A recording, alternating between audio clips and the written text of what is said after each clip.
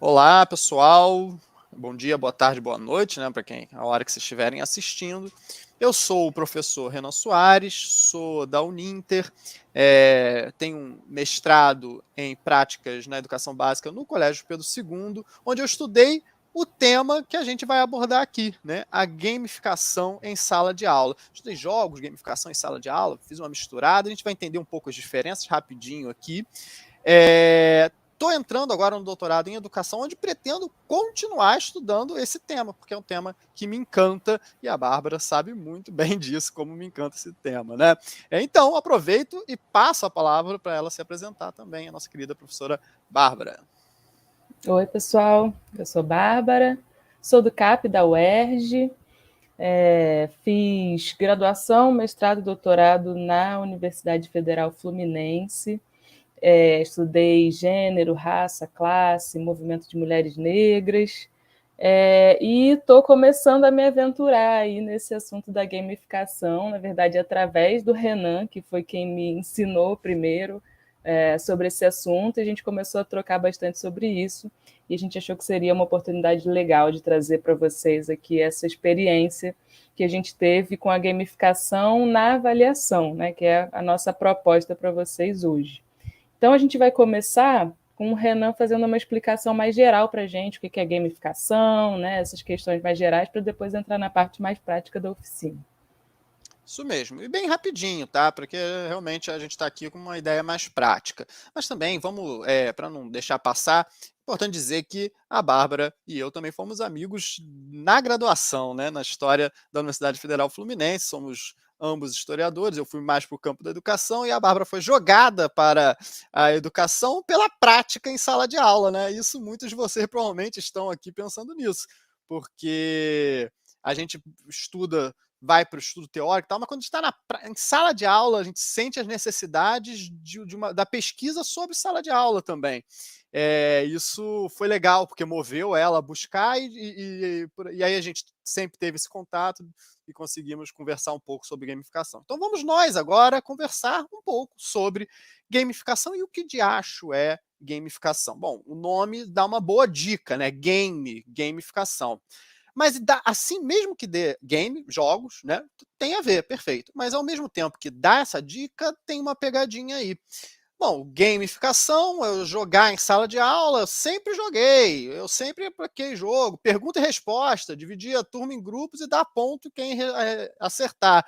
Isso é gamificação? Bom, não, né? É importante dizer que gamificação é um estudo relativamente novo também na academia, principalmente na academia, porque ele não surge na academia. Ele é um estudo corporativo e tal, o que é importante a gente afirmar, reafirmar, porque quando a gente traz a gamificação para o campo da educação, a gente precisa ressignificar algumas coisas. Os objetivos da educação, da sala de aula, são diferentes, são muito diferentes do que os objetivos corporativos do mercado e tudo mais. Tem coisas boas a se trazer, não necessariamente do mercado, mas da gamificação, mas é preciso colocar a fronteira, fazer a diferença, entender que agora os objetivos são diferentes. O objetivo é da aprendizagem, né, do ensino-aprendizagem, do processo e tal, enfim, de tudo aquilo, e da função social que tem a escola. E nesse pensamento, a gamificação é um estudo muito recente. Então, nem todo mundo vai ter um consenso exatamente sobre o que é gamificação. Aqui a gente está trabalhando com a seguinte ideia: gamificação não é simplesmente aplicar um jogo em sala de aula. Não. A gamificação é pegar a estrutura do jogo, a camada, né, os elementos dos jogos e aplicar em um ambiente que não é necessariamente um jogo. Como assim? Se o jogo tem vários elementos, eu vou mostrar rapidamente alguns para vocês aqui. O jogo tem vários elementos. Esses elementos, os estudiosos dos jogos viram que prende o jogador naquela atividade, que é o jogo. Então, se eu pego esses elementos e aplico ele em outras atividades, eu consigo prender quem está nessa atividade naquela atividade. Como assim? Alguns exemplos básicos fora da educação. Um aplicativo de correr. Um aplicativo que marca. Antigamente era só marcar o tempo e a distância. Agora não. Quando você ganha, você faz uma distância X, você muda de nível, você ganha uma recompensa, essa recompensa junta com medalhas e não sei o quê. Olha isso. Eles estão criando elementos, e esses elementos são de jogos. Você ganha uma recompensa, você troca por não sei o quê, você avança não sei o que lá. Tem uma narrativa, alguns jogos, alguns aplicativos de corrida tem até uma narrativa zumbi, você está fugindo no apocalipse. É uma coisa, é uma narrativa. Enfim, olha isso, ele colocou elementos de jogos, mas você não está jogando. Você está correndo, está fazendo uma atividade física. Isto é a gamificação. O supermercado que te dá selinhos para colecionar e trocar por um prêmio, também uma gamificação. Talvez um pouco mais simples, mas é uma gamificação. Você não está jogando, você está fazendo compras necessárias. Mas ele coloca elementos que te prendem. Quando a gente traz isso para a educação, o que isso significa? Que eu vou colocar esses elementos dos jogos em atividades ordinárias, comuns do dia a dia da sala de aula, e com isso eu consigo, ou pretendo conseguir, com maior possibilidade, prender nossos estudantes naquela atividade da sala de aula. Eu posso, como eu de fato fiz meu mestrado, gamificar todo o conteúdo de um semestre inteiro. Era lá, no caso de história, né, sou professor de história, era lá do início da formação do feudalismo até a Europa moderna, né? E tudo isso foi uma estrutura gamificada que criei. Ou eu posso gamificar uma atividade mais pontual, como a avaliação, que é o que a gente vai fazer aqui. Avaliação não é um jogo, a gente sabe disso. Mas a gente vai colocar elementos da gamificação e transformar essa avaliação, e a gente vai estudar um pouco, conversar um pouco aqui de entender por que vale a pena. Mas antes, deixa eu mostrar para vocês uma coisa legal. Que estrutura, que é isso que você está falando de estrutura dos jogos? Tem um estudo que eu acho interessante, que é do Kevin Verbat, que eu, na verdade, tive contato através de um livro. Eu devia ter pego aqui, mas o livro é o Gamification, da Flora Alves, fácil de encontrar. Ela traz esses estudos desse autor chamado Kevin Verbat, e ele tem uma coisa, eu achei bem didática, bem dinâmica, sobre a gamificação. A gente não vai falar sobre tudo que ele diz, mas a gente vai passar por alguns elementos que podem ser interessantes. Estão vendo aqui que ele cria uma pirâmide e diz que essa pirâmide da gamificação, ela tem uma dinâmica, uma mecânica e componentes. E que tudo isso nos leva para a experiência do jogo, né? Você cria uma experiência do jogo. O que é a dinâmica? Olha os elementos que tem cada uma dessas coisas. Emoção, vou pular alguns, tá? Característica comum dos jogos afloram os participantes de todo tipo de emoção. Então, quando a gente está jogando e quando a gente aplica isso fora do jogo, tem emoção. Narrativa, ela unifica os elementos. E a narrativa ela não é necessariamente uma historinha, mas pode ser também. Progressão, aqui os mecanismos que oferecem ao jogador a noção de avançar. E aí eu quero, enquanto a gente vai falando isso, pensem nos jogos de celular, de videogame, de computador, jogos que você já teve contato na vida. Quantos não têm esses elementos? Aí, seguindo aqui, na mecânica, são os elementos que movimentam a gamificação adiante. Ó, tem desafios, cooperação e competição. Isso aqui é uma parte muito importante para a gente, tá? Porque os jogos têm essa questão competitiva. Em sala de aula, a gente quer valorizar essa questão da competição? Não necessariamente. Para mim, eu acho que não é o objetivo da sala de aula. Pelo contrário, a gente quer valorizar outros elementos, colaborativos e tudo mais. Mas o que se coloca aqui é que a colaboração, a cooperação, ela é tão importante quanto a competição em um jogo. Os jogos colaborativos, eles criam essa emoção, eles criam essa vontade de continuar jogando, tanto quanto uma competição.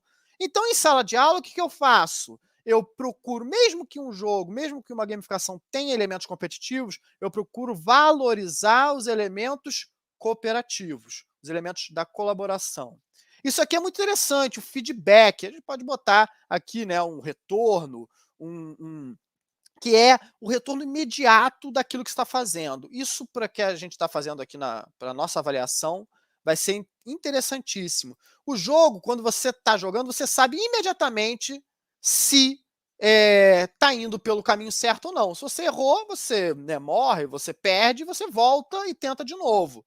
Esse feedback imediato, ele é essencial para o que a gente está trabalhando aqui. Tem várias outras coisas, turnos, transações e tudo mais. E os componentes aqui também. Avatares, você cria seus personagens, colecionar, desbloqueio de conteúdo. Isso aqui vai ser interessante também para a gente. Quando você consegue algo, você desbloqueia outro conteúdo. Você tem o placar, enfim. Percebam, vocês têm todos esses elementos, diversos elementos que eu mostrei aqui para vocês, que formam, e não são só esses, tá? Esse aqui foram os que foi elencado por esse autor, mas que formam essa ideia de uma estrutura gamificada para o jogo, para uma atividade que não é um jogo. Uma estrutura gamificada para uma avaliação, por exemplo, vocês vão ver como a gente pode colocar isso. Pensando em avaliação, inclusive, vale a pena a gente tentar relembrar coisas essenciais do processo avaliativo. E uma coisa que eu gosto de lembrar, e que a gamificação talvez na avaliação seja sua principal contribuição, é a carga emocional de uma avaliação. Antes de a gente entrar exatamente na teoria da avaliação, quando a gente pensa prova, semana de prova, cara, não importa, do Fundamental 1 ao ensino superior, isso sempre traz uma carga pesada de emoção, né? A semana de prova é um terror. Ela te traz um medo, nervosismo, ansiedade, que te trava, né? E muitas vezes, ao saber disso, as escolas, as instituições utilizam, e os professores, aí pode ser um problema institucional, pode ser um problema individual, né? E pode ser as duas coisas, normalmente são coisas interligadas que se retroalimentam. Se utiliza o processo avaliativo como um processo punitivo. Olha, vocês se comportem, porque isso aqui vai cair vai cair na prova. Isso daqui vai cair. Ou então, prova surpresa. Haha! Vocês estão mal, vou fazer uma prova agora, porque vocês estão se comportando mal. A prova, e aí alguns professores que não entenderam o que estão fazendo direito de sala de aula, ou algumas instituições que não entenderam o seu papel na sociedade, valorizam esse papel da punição, como se o processo avaliativo tivesse o objetivo de punir muito mais do que de avaliar. E o que é avaliar, então? É eu fazer um diagnóstico, e aí pensando muito na contribuição. Bárbara, me ajuda, o autor que a gente... O Cipriano Lucchesi. Isso, perfeito. Pensando muito na contribuição do Lucchesi, ele traz muito essa coisa do realizar um diagnóstico do quanto, ele diz, da qualidade do aprendizado. Como assim? Se eu crio, eu sou um professor, eu fiz um planejamento, e no meu planejamento eu tenho ideia de até o que eu desejo que seja aprendido daquele conteúdo. Essa é a qualidade. Eu preciso avaliar se minha turma, de uma maneira geral, e dos meus alunos individualmente, estão conseguindo alcançar aquela qualidade desejada. E para isso, como eu consigo fazer essa avaliação? Eu preciso de dados. Eu preciso colher dados do grupo e individuais para saber se eles estão apreendendo aquilo que deve ser aprendido. E para isso, eu aplico os instrumentos avaliativos. E por isso, os instrumentos avaliativos não podem ser de um tipo só, ou não pode ser realizado só no final do processo. Se eu quero entender se eles estão absorvendo, eu preciso aplicar esse processo, esses instrumentos avaliativos, ao longo de todo o processo da aprendizagem. Porque aí eu tenho um diagnóstico constante desse aprendizado. Incluindo, eu posso, a partir daí, modificar estratégias.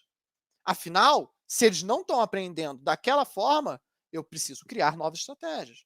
Porque o problema não está só no aluno, pode estar também na forma com que você está realizando aquela exposição, enfim, aquele diálogo que é o processo de ensino-aprendizagem.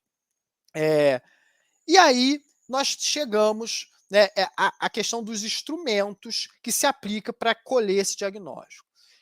E quando eu tenho aquele instrumento clássico, que muitas vezes é exigido, obrigatório das instituições de ensino, que é a prova escrita ao final do processo, e se essa prova escrita é utilizada como punição, se essa prova escrita causa medo, ansiedade, ela deixa, ou qualquer tipo de prova, mas quando a prova escrita ela é principalmente assim, né? Quando é aquele provão no final do processo, ele deixa de cumprir seu objetivo principal.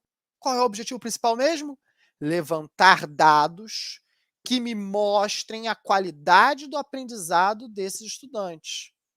Por que ele deixa? Porque se o estudante chegou diante daquele instrumento e tem outras questões externas que não permitam mostrar tudo aquilo que ele aprendeu, de alguma forma, através daquele instrumento, se ele não consegue porque está ansioso, porque ficou nervoso, porque não sei o quê, eu não estou conseguindo colher dados de qualidade, que me ajudem a fazer esta avaliação de qualidade. A prova gamificada, trazer elementos dos jogos para a avaliação, dilui esse caráter do medo, faz com que os jogos tenham, na ludicidade, um dos seus elementos principais. Se eu trago o lúdico para essa avaliação, se eu trago esses elementos que fazem com que os estudantes tenham vontade de estar naquela atividade, que é o que a gente mostrou ali rapidinho, que a gente vai mostrar, eu diluo esse medo, eu tiro um pouco desse caráter e eu consigo realizar, assim, um diagnóstico melhor da qualidade do aprendizado do estudante através daquele instrumento. E que fique claro, tá, gente? A gente está propondo um instrumento. Você não deve aplicar esse instrumento ao longo de todo o processo, porque aí você vai estar utilizando um só instrumento.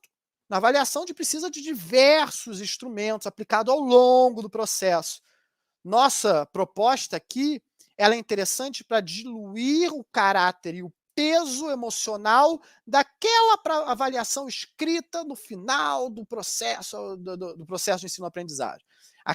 O provão e tal. Ela contribui nesse sentido. E você pode também, quiser, adaptar a gamificação para outros instrumentos. Aqui a gente tem uma proposta só. E aí, para a gente, né, avançar nessa proposta, eu passo a palavra à professora Bárbara, que teve, né, a felicidade de aplicar uma avaliação gamificada, né, e, com isso, avaliar na prática, né, como foi esse processo, né, na sua turma, né, com os seus estudantes, os ganhos, os benefícios e os desafios que foi aplicar isso, né, professora? É isso. Agora a gente vai falar um pouco. Na verdade, antes eu queria dar um contexto, né? Eu e Renan, a gente vem fazendo esse diálogo sobre a gamificação, sobre a avaliação, e aí eu quis propor para as minhas turmas. Quando eu fiz isso, eu estava com 4 turmas de 8º ano, do Fundamental 2, e seria já uma prova de fim de ano, né? Seria já as últimas avaliações que a gente ia fazer. Então vinha, né, ao longo de um processo e tal, mas eu queria tentar alguma coisa diferente. E a gente construiu essa prova juntos, né? Embora eu tenha sido quem fez a aplicação da atividade, a gente construiu essa prova juntos. E aí a gente vai trazer essa proposta, né? Vocês podem, quem tiver interesse em fazer uma experiência como essa, pode fazer de formas diferentes e tal. Essa é a forma como a gente fez. E eu queria apresentar para vocês. Eu vou mostrar agora um documento que eu passei para os estudantes, que pode parecer super complicado, mas é importante a gente entender isso, né? Assim, a gamificação. Ih, não, eu botei o arquivo errado, acabei. A gamificação, ela parece uma coisa muito complicada quando você vê todos esses elementos e tem uma lista enorme, mas na verdade todo mundo sabe o que são esses elementos, a gente entende, né? Isso é só uma sistematização de alguma coisa que todo mundo conhece, todo mundo joga jogos o tempo inteiro, e convive com essa estrutura gamificada de alguma forma, né? Como o Renan falou. E os estudantes, particularmente, eles conhecem jogos, principalmente jogos eletrônicos, fazem muito parte do cotidiano dele. Tanto ali os que jogam videogame, de controle, PlayStation, não sei o quê, quanto no celular. Todos eles conhecem essa estrutura muito bem. Então, quando a gente vai explicando a proposta de uma avaliação gamificada, eles vão fazendo essas associações muito rápido, pelo menos essa é a minha experiência. Eu fui dizendo, é uma prova gamificada. Eu expliquei para eles dessa forma. Game tem a ver com o quê? Tem a ver com jogo, tem a ver com videogame. Então, eles vão identificando esses elementos porque eles conhecem esses elementos muito bem. Então, é uma atividade que precisa ser explicada, porque tem regras, né, como um jogo, mas eles entendem, isso é bastante conhecido para eles e para nós também, né? Então, como é que foi a proposta da nossa prova? O primeiro elemento é que ela foi em grupos, né? Então, foi feita em grupos de 3 estudantes, que foi uma quantidade de estudantes que a gente achou que poderia ser bom ali, né? Não é um grupo enorme, é um grupo que ia propor a questão da cooperação entre o grupo, né? Então, embora existissem vários grupos, né, então ficou ali um elementozinho de competitividade, embora não tivesse nenhum resultado final de quem venceu, os próprios estudantes entravam numa coisa assim, meio, quando eles acertavam, eles ficavam, haha, né, dava uma comemorada, mas promove a cooperação entre esses 3 estudantes que têm que fazer as escolhas ali, conversar conjuntamente. E foi uma prova de múltipla escolha, isso é importante, ter sido de múltipla escolha permitiu a gente a fazer algumas coisas, uma logística mais simples, né? Primeira coisa que é muito diferente de uma prova como a gente está acostumado a fazer. Aí é no item 3, né? Cada grupo recebe uma questão por vez. Então, eu precisei fazer uma prova que as folhas estavam separadas. Então, primeira questão, uma folha, segunda questão, outra folha. Não pode ser aquela prova corrida. E cada questão vem em um momento. Então, a gente não entrega a prova completa. A gente entrega uma questão de cada vez. Como se fosse uma fase do jogo de cada vez, né? E como fases diferentes, aí no item 4, as questões têm diferentes níveis de dificuldade, como num videogame. Cada questão que o grupo acerta significa passar de fase para a próxima questão, que é um pouco mais difícil. Então, é essa ideia, né, de um certo nivelamento. Você tem uma progressão, né, o elemento que o Renan mencionou para a gente mais cedo. Então, você começa numa questão mais simples de resolver, e aí o nível de complexidade, o nível de exigência vai aumentando, e conforme você acerta uma, você desbloqueia a próxima, né? E aí, como é que funcionava em termos de prova, né? O grupo deve... peraí, deixa eu descer. O grupo deve discutir a primeira questão e escolher coletivamente a alternativa para marcar como correta. Quando o grupo marcar a questão, deverá chamar a professora para que ela verifique se a questão está certa ou errada. Então, nesse caso, na prova de múltipla escolha, ela tem uma alternativa correta, né? Não tem ali muita discussão, né, como uma questão discursiva, tem uma que está correta dentre as opções que eles têm. Mas aí eles tinham esse momento de argumentar, é o momento que eles vão mobilizar os conhecimentos que eles têm, é o momento que, além de mobilizar os conhecimentos que eles têm, eles vão ter que construir argumentos entre eles, né? Alguém vai dizer, eu acho que é essa, por que você acha que é essa? Você lembra daquele dia, não sei o quê. E aí fica esse momento de argumentação até eles chegarem a uma conclusão conjunta, que é um movimento muito interessante. E aí, para eles saberem se eles vão passar para a próxima fase, eles iam chamar a professora, né? Se a questão estiver certa, o grupo ganhará o ponto total da questão e receberá a questão 2 e a questão 3 e assim por diante. Aí vem outro momento bastante diferente. O que acontece se eles errarem? Se a questão estiver errada, a professora irá sinalizar e o grupo terá mais uma chance de acertar. Na segunda chance, a questão valerá menos do que a primeira chance e assim sucessivamente. Então, tem uma coisa diferente aqui, né, que já é um elemento que foi muito interessante para nós. Primeiro, eles erraram a questão. O que a gente faz? É como o Renan falou, errou, morreu, caiu no poço, né? Você perdeu uma vida, mas você pode continuar jogando. Você não acabou ali o jogo para você. Então você não vai tirar 0 nessa questão. Você pode tentar de novo, mas agora você perdeu ali uma vida, perdeu uma saúde, perdeu alguma coisa, mas você pode tentar de novo. E esse foi um momento muito interessante, porque quando eu ia até os grupos e falava, e aí, gente, o que aconteceu? Por que essa está errada? O que vocês acharam? Então, eles tinham ali que conversar e tentar entender o erro de alguma forma, a gente ia trocando. E esse foi o momento que também foi interessante no próprio processo para esse meu diagnóstico, né? Não era só o resultado que eles vão ter na prova. Eu estava olhando e conversando com eles, entendendo o que eles tinham entendido, o que eles tinham construído nesse momento, durante a prova. Então, foi muito interessante em termos de avaliação diagnóstica, né? Como o Renan falou. Então, vamos lá, onde a gente estava? Na 8.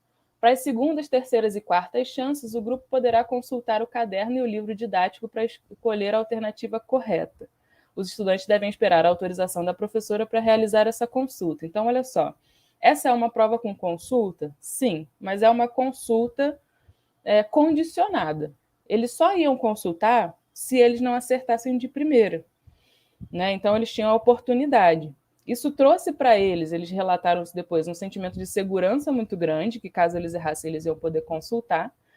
Mas a própria, né, a questão dos sentimentos, das emoções que o Renan estava falando, a própria segurança de saber que a consulta estava ali, acabou fazendo com que eles consultassem muito pouco. Foi muito interessante. Eles estavam conversando entre eles tinham a oportunidade de conversar comigo, caso eles errassem, a gente ia ali pensando juntos por que eles tinham errado, e eles muitas vezes chegavam às conclusões sem precisar realizar a consulta. Poucos realizaram, de fato, a consulta. Foi bastante interessante esse aspecto, mas tem a questão ali da segurança, né? De saber que teu caderno, teu livro está ali na mochila, né? Não será permitido o uso do celular, obviamente. Quando o grupo errar a questão, ele deve reescrever a alternativa escolhida de forma correta. Essa foi uma opção também que a gente fez. Para cada alternativa errada, caso eles acertassem todas, eles não iam reescrever nada, mas para cada alternativa errada, eles tinham que reescrever, corrigindo, né, para poder fazer esse raciocínio do que eles tinham errado, qual era o problema ali do raciocínio. Uma outra coisa diferente é a questão da pontuação. A prova composta por 4 questões, nesse caso, então era uma prova, não era uma prova longa nesse sentido, né?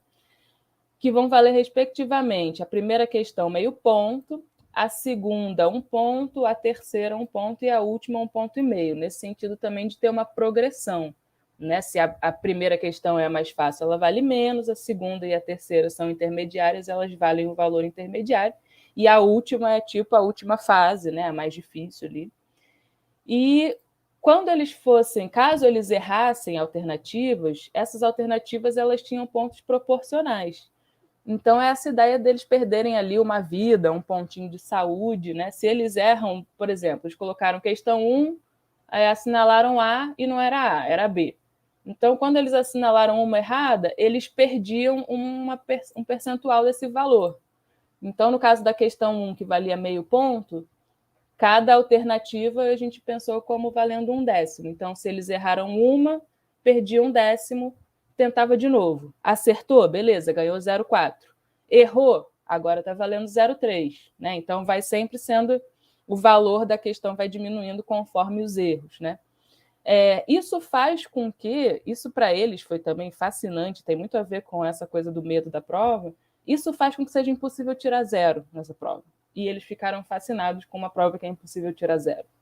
Porque se você, por exemplo, você tem 5 alternativas por questão. Vamos aqui usar nessa que vale meio ponto, que é mais fácil. Você errou a primeira, errou a segunda, errou a terceira, errou a quarta, só sobra uma alternativa. Então, é isso, né? É essa que sobrou. Mas você ganha 0,1 ainda. Porque você fez um super processo, né? O grupo fez um processo enorme de ir tentando, de ir raciocinando, de ir refletindo, né?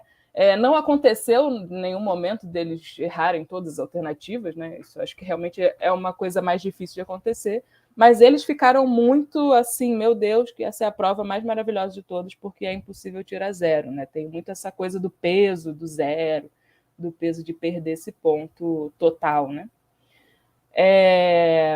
Aí algumas regrinhas aqui específicas: os estudantes não poderão se ausentar da sala durante a prova e não será permitido se comunicar com estudantes de outros grupos, né? Mas isso sim, foi super tranquilo, não foi uma questão. Eles estavam preocupados ali em avançar, né? Os elementos da gamificação trouxeram essa coisa, eles queriam conversar entre eles, não tinha muito essa questão da cola, né? Não era uma questão, porque eles querem conversar entre eles, eles querem decidir, eles querem passar para o próximo, então criam um ambiente super, meu Deus, nós conseguimos, aí todo mundo comemora, e aí, enfim, tem toda a emoção. Esses foram alguns dos elementos que a gente usou, mas é possível fazer elementos diferentes, né? Pesquisar essas possibilidades da gamificação, por exemplo, a gente usar símbolos, né? Então, acertou, ganha uma estrela, acertou, errou uma, ganha não sei o quê, né? Você pode ir usando esses símbolos, até as cores, né? Sei lá, acertou, ganhou verde, errou, ganhou roxo, enfim. Todas essas coisas simbólicas, elas vão trazendo esses elementos de motivação, né? Acho que é uma palavra que a gente acabou não usando, que é o grande lance da gamificação. Além de trazer a ludicidade, além de trazer isso tudo, traz uma motivação muito diferenciada, né? Eles ficam ali, uau, a gente quer estar aqui, a gente quer continuar. Eles não estão ali querendo tirar 10, eles estão ali querendo ver qual é a próxima questão, né? Então cria um clima muito diferente, assim. É muito interessante. A gente está avançado no tempo, né? Então vamos ter que fechar. E assim, só o último comentário. No final, eles sabem exatamente o que errou, o que acertaram, imediatamente. Né? Não precisa esperar. Quando você vai entregar a prova, professora? Que é uma semana, não sei o que, você já esqueceu, avançou no conteúdo, enfim. Isso é muito legal. Exatamente, né? O feedback imediato de cada questão e da pontuação, né? Uma prova que se autocorrige, para quem não gosta de corrigir prova, ela termina já com a nota. É isso. Bom, gente, foi um prazer enorme, sempre falar de gamificação, avaliação, educação e principalmente falar disso ao lado da minha querida amiga, a professora Bárbara. Um abraço para vocês, um beijo. Bárbara.